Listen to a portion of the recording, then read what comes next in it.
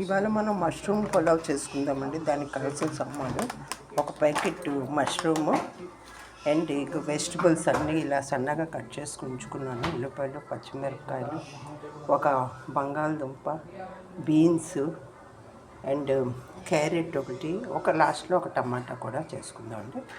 ఈ బిర్యానీ మసాలా అంతా కూడా రెడీ చేసుకున్నామండి. ముందుగా కుక్కర్ పెట్టుకొని దాంట్లో ఆయిల్ వేసుకొని ఆయిల్ వేడెక్కాకండి మసాలా దినుసులు వేసుకున్నాం. మసాలా దినుసులు కొంచెం వేగాక ఇప్పుడు ఉల్లిపాయ, పచ్చిమిరపకాయ వేసుకుందాం. ఇప్పుడు వేగుతున్న ఉల్లిపాయను, పచ్చిమిరపకాయలు వేగిపోయాకండి మసాలాను ఇందులో అల్లం వెల్లుల్లి పేస్ట్ వేసుకుందాం అండి. ఒక 2 స్పూన్స్ ఇలాగా.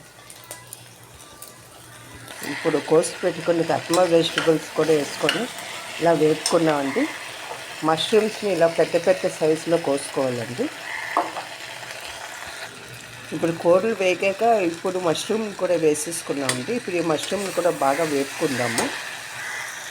కొద్దిగా వేగాక ఏదండి వెజిటబుల్స్, అప్పుడు ఆ స్టేజ్లో కొద్దిగా ఆర్చి గరం మసాలా ఒకటి వేసుకున్నానండి. పులావ్ మసాలా. ఇప్పుడు రైస్ని నానబెట్టుకుని ఉంచుకున్న రైస్ని వేసేసి వేద్దాం ఒక 5 నిమిషాలు.